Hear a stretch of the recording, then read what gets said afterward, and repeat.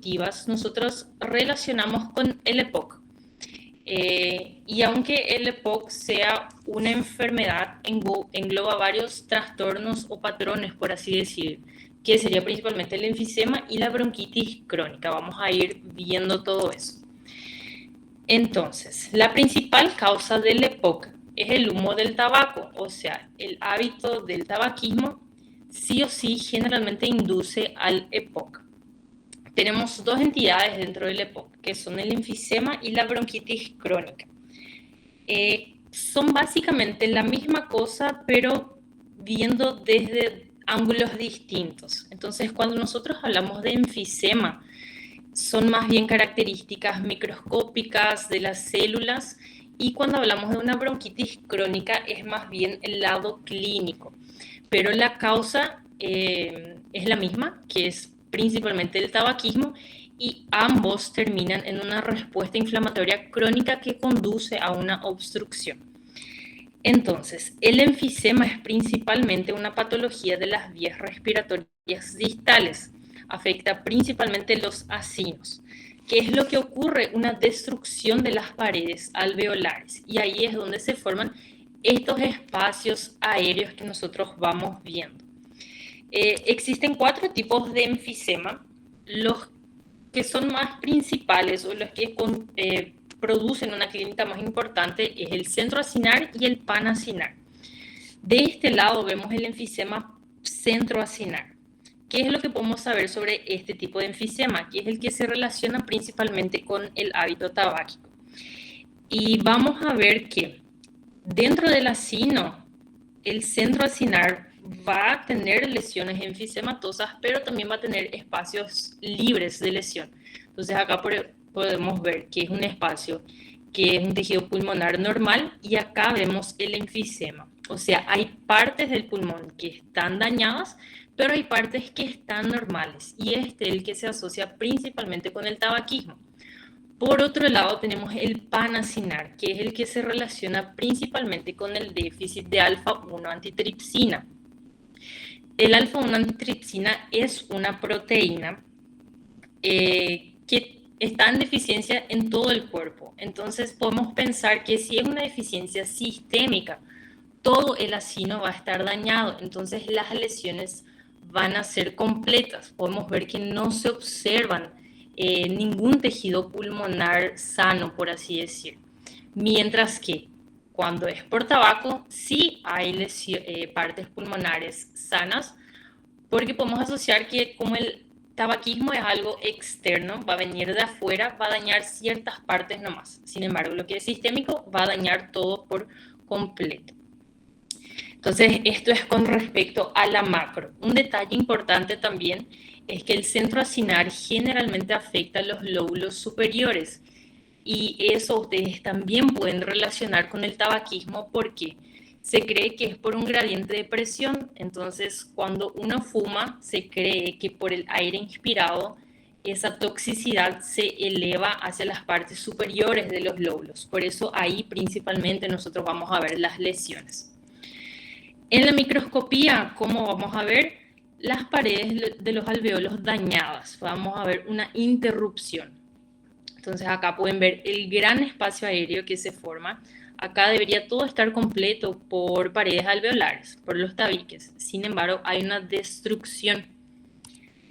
Acá podemos ver aún más, y da el aspecto como que estas pequeñas paredes quedan flotantes, parecen que están perdidas ahí, no hay una continuidad.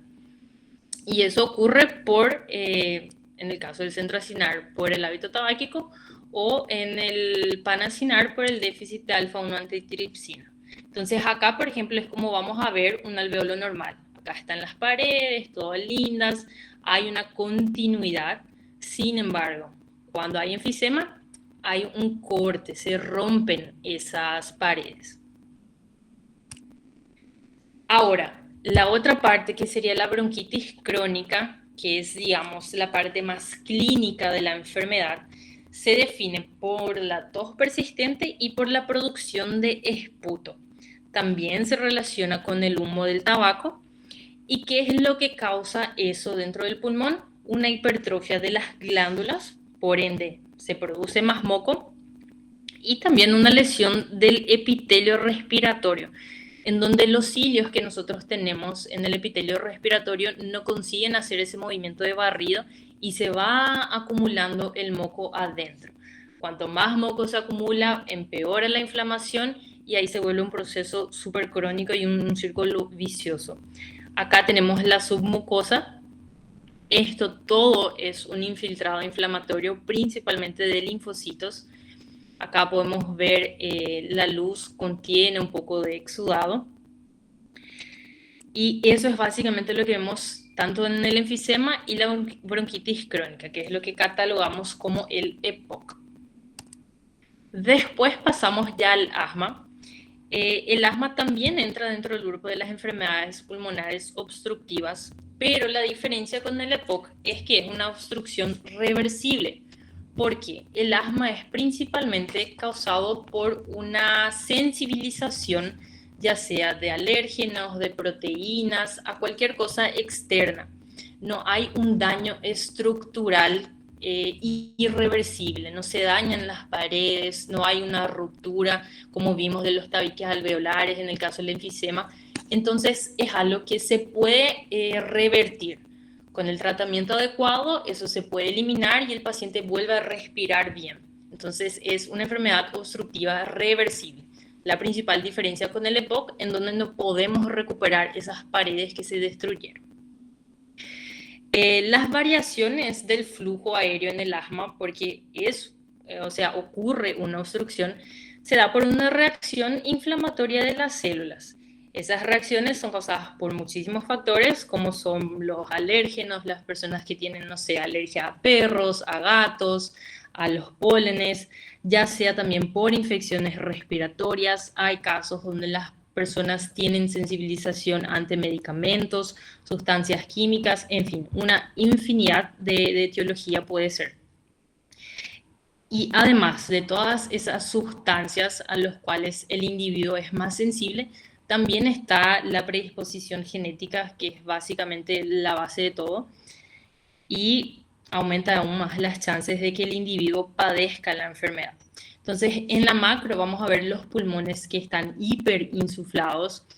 Casi no podemos ver la diferenciación entre los lóbulos acá. Y en la microscopía, lo principal que define el asma es la hipertrofia del músculo liso, que podemos ver acá. Está súper engrosado. Y también vamos a ver el moco dentro de la luz bronquial. Entonces, esto todo es inflamación. ¿Y cuál es la principal característica de la inflamación del asma? Es que está formada principalmente por eosinófilos. Acá vemos estas células que si se fijan en la parte rosadita, se ven como unos puntitos. Esos todos son los gránulos de los eosinófilos que aparecen en trastornos alérgicos. También nosotros vamos a ver los cristales de Charcot-Leyden. Estos cristales son básicamente productos de degeneración de los eosinófilos. O sea, si hay cristales de Charcot-Leyden es porque hay una reacción, o sea, hubo una reacción eosinófila previa. Entonces es una característica del asma también. Después tenemos a las bronquiectasias, que a diferencia del enfisema que afecta más la parte distal de las vías respiratorias, las bronquiectasias afectan principalmente los bronquios y los bronquiolos. Entonces, hay una destrucción también de músculo liso y del tejido elástico que provoca esa dilatación tan aparente y tan grande de las vías respiratorias. Y obviamente que también es irreversible. Las bronquiectasias aparecen principalmente en contextos donde hay una obstrucción pulmonar. También puede aparecer secundario a inmunodeficiencias o a infecciones que son muy crónicas y graves. Cuando la bronquiectasia aparece en un contexto de una enfermedad sistémica, de una afección sistémica como son las inmunodeficiencias, los pulmones con fibrosis quística, por ejemplo, hay una afectación de ambos pulmones. Sin embargo, cuando ocurre por la presencia de cuerpos extraños, suele ser focal y también unilateral, o sea, afecta la región donde está el cuerpo extraño.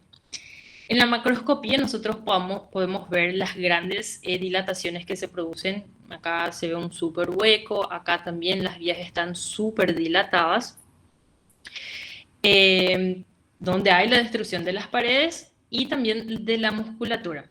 En los pulmones normales, en situaciones normales, los bronquios casi no están cerca de la periferia del pulmón, o sea, de la pleura. Entonces, cuando hay la bronquiectasia, si llega hasta acá es porque es un proceso muy crónico y es como que los espacios de dilataciones se fueron acumulando con el tiempo y se van alargando hacia la periferia, llegando cada vez más cerca de la pleura. En la micro, o sea, acá seguimos con la macro, acá podemos ver que hay una afectación principalmente de los lóbulos inferiores en casos de afectaciones sistémicas. Acá un corte medial, vamos a ver cómo están súper dilatados, acá súper cerca de la pleura. Y en la microscopía, ¿qué vamos a ver? Una dilatación de la luz bronquial, acá podemos ver. Y ya un poco más cerca, vamos a ver la presencia del infiltrado inflamatorio, toda en esta parte. Vemos que son principalmente linfocitos, o sea, es un proceso crónico. Acá podemos ver que tenemos todo el epitelio respiratorio, sin embargo acá se produce una interrupción, o sea, también producen una ulceración. Y todo eso es consecuencia de la inflamación crónica que está presente en estos procesos.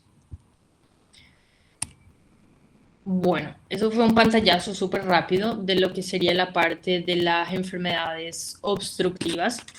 Ahora vamos a hablar ya más bien de las infecciones pulmonares, la parte de neumonías.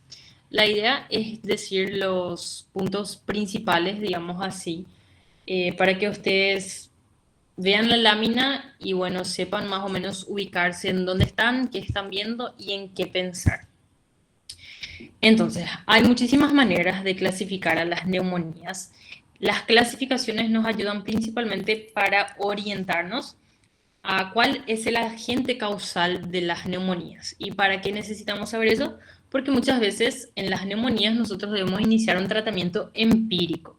Entonces nos resulta más fácil clasificar de dónde vino esa neumonía y ahí, bueno, puede ser este microorganismo y hacer un tratamiento más dirigido para evitar que ésta se complique.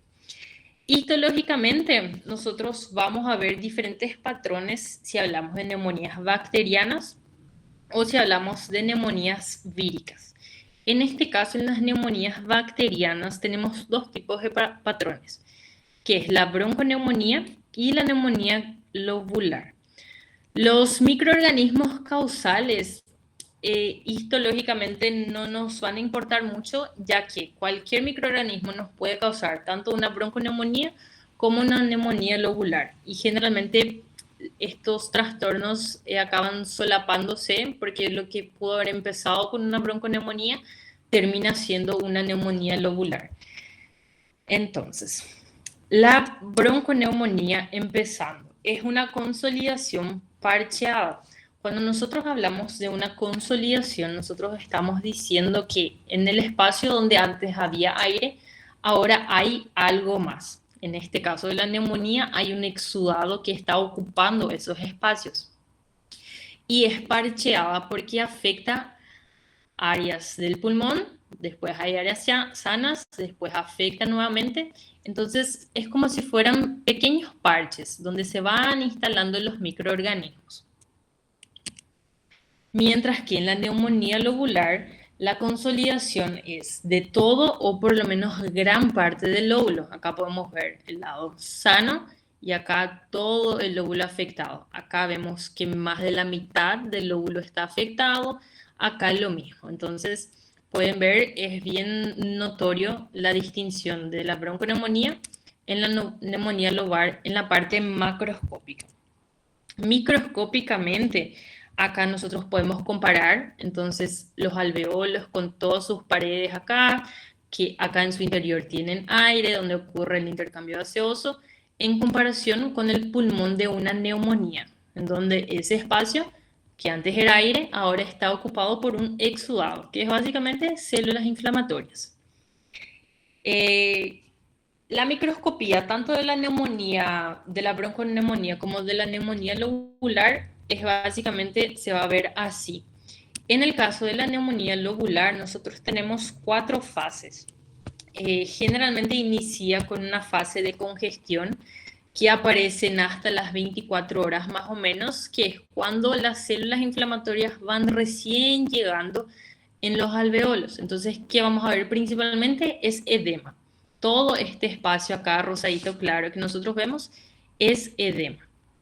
Después pasamos a la fase de hepatización roja. Se llama así porque en un corte macroscópico el pulmón se ve rojo, como si fuera un hígado. Esto ocurre ya a los 2 a 3 días más o menos. Y en esta fase, ¿qué ocurre?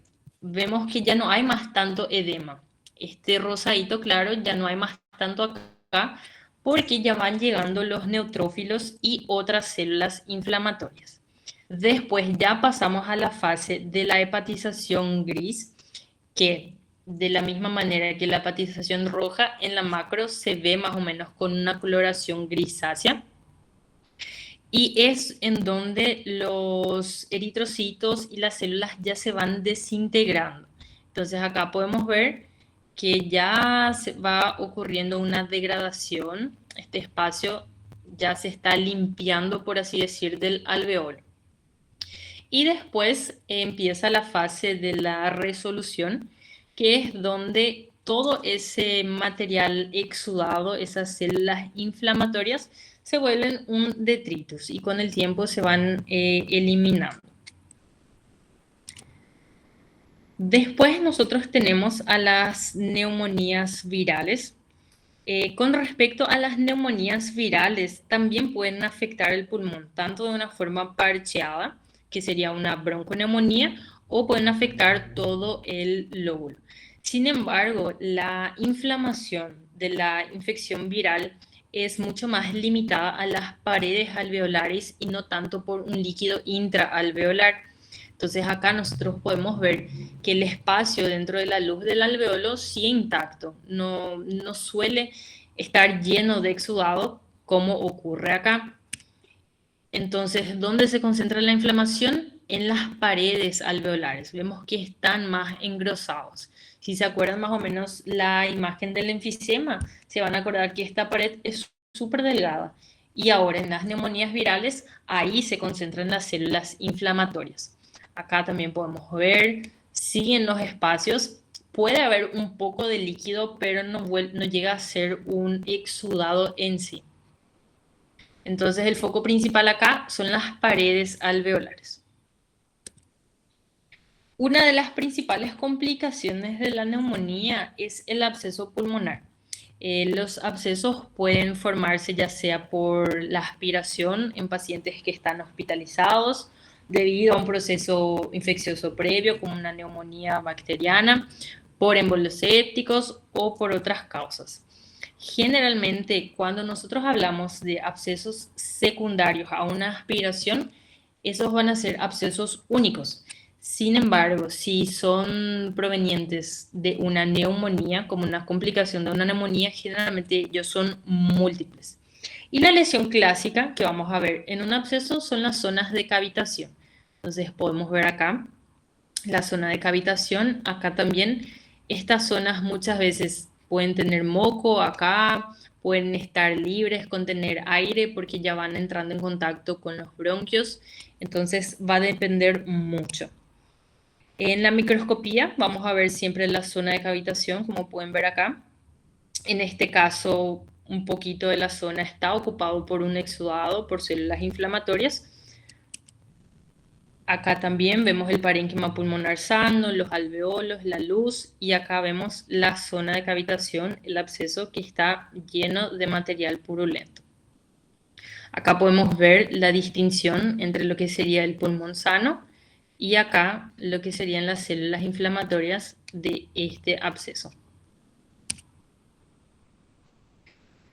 Bueno, después tenemos la infección por citomegalovirus que generalmente afecta a pacientes inmunocomprometidos. ¿Qué es lo que vamos a ver principalmente en la microscopía?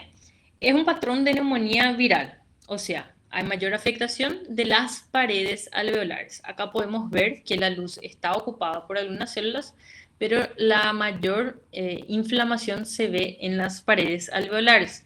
Nosotros podemos ver las células multinucleadas con las inclusiones del citomegalovirus en su interior. Y por último tenemos a la neumonía por el neumocistis, que también produce un patrón de neumonitis intersticial. Podemos ver acá los tabiques engrosados. También es una infección que aparece principalmente en inmunodeprimidos, mayoritariamente en pacientes con SIDA. Eh, Generalmente afecta a los pacientes con SIDA porque la magnitud de la enfermedad depende justamente del número de linfocitos CD4. Entonces, los pacientes con SIDA generalmente tienen poco niveles bajos de CD4, entonces son los más vulnerables a este tipo de infecciones. En la micro vamos a ver entonces todos estos espacios alveolares llenos, los tabiques engrosados, y si usamos una tinción de plata, nosotros podemos ver los microorganismos dentro de esos exudados. Y eso fue todo, fue el repasito super flash. No sé si tienen alguna duda, me pueden preguntar, vamos a aclarar. La idea es esa, de que ustedes puedan reconocer las principales características de cada enfermedad para que al momento que vean la lámina sepan más o menos guiarse.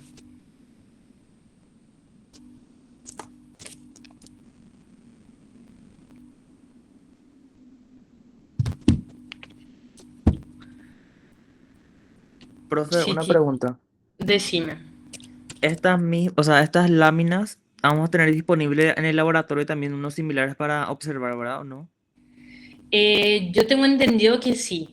Obviamente no van a ser las mismas, ¿verdad? Pero sí, la mayoría de las enfermedades creo que tenemos disponible en el laboratorio. De igual manera, yo vi que en el Classroom el profesor les dejó algunas páginas web que serían del laboratorio virtual de microscopía, que es de ahí donde yo saqué la mayoría de esas láminas. Entonces son un poco más nuevas, están mejores hechas, digamos así, y les va a facilitar. Ah, bueno, profe, gracias. De nada.